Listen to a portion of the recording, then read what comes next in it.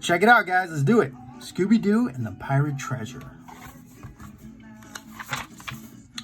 Slow down, Fred, said Daphne. We're nearly there. That sign says Pirate Cove, dead ahead.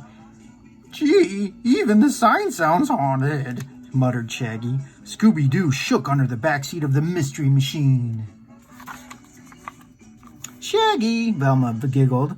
You don't really believe the ghost of Captain Bones has come back for his long-lost pirate treasure, do you? That's just a silly story. If it's not Captain Bones scaring folks away, then who is it? Asked Shaggy. That's what we're here to find out, said Fred, parking on the beach, after we unload the food. Ha ha, they're gonna unload food. At the thought of the cookout, Shaggy cheered up, and Scooby came out of hiding. The gang quickly built a cherry campfire. Then Fred said, Come on, Shaggy. We got time for a quick look around before dark. Reluctantly, Shaggy followed Fred, and Scooby followed Shaggy. A little way down the beach, they stopped to take a look at the tumble-down shack. A for sale sign hung on the door. Who would buy this spooky house? Asked Shaggy. Captain Bones, maybe, Fred chuckled. Suddenly, something swooped down towards Shaggy and Scoob. It's only a bat, Fred yelled. But he was too late. They were already running to the van. Bloop, bloop, bloop, bloop, bloop, bloop, bloop. The two of them dived under the backseat and stayed there until the smell of grilling hamburgers brought them out. Much later, of course. After seconds, thirds, and fourths, they began to feel much better.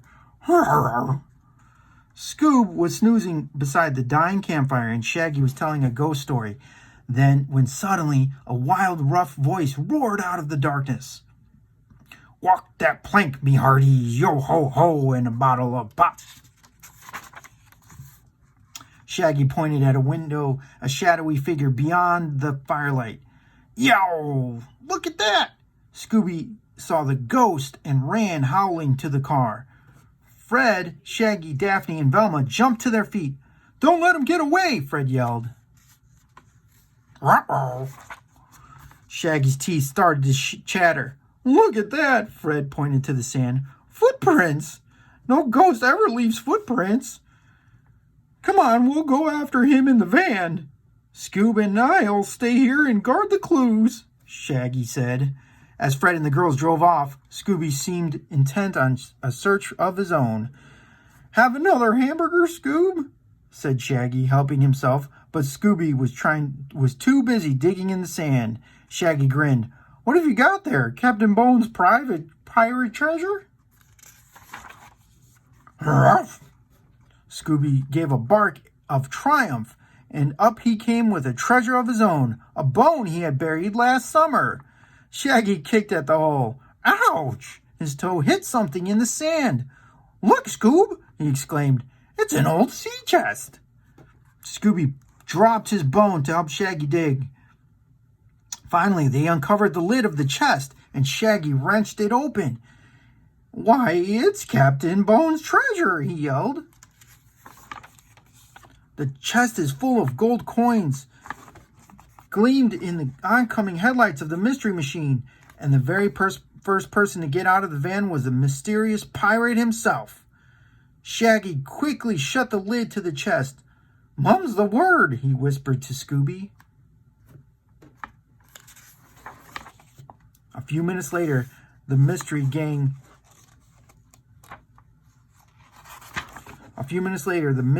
Inc. gang was sharing their cake with a very hungry pirate.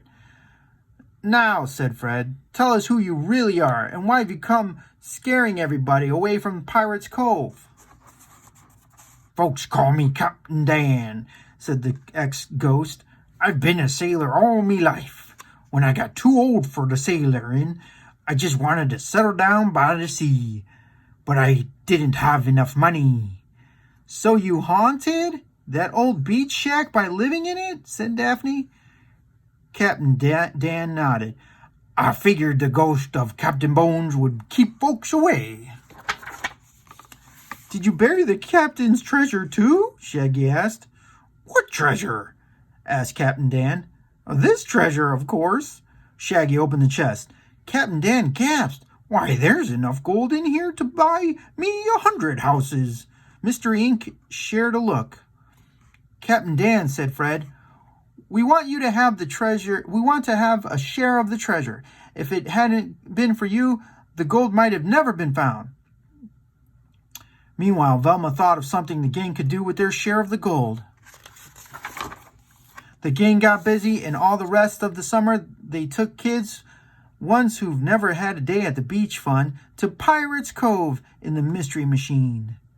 They swam, they surfed, they heard Captain Dan's exciting sea stories, and they ate delicious cookouts served by Mystery Inc., the guys, all the friends, and Scooby Doo.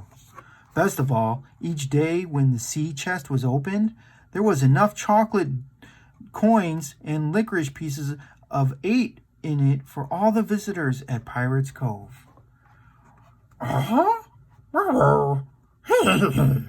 The end. That's it. Hope you liked it.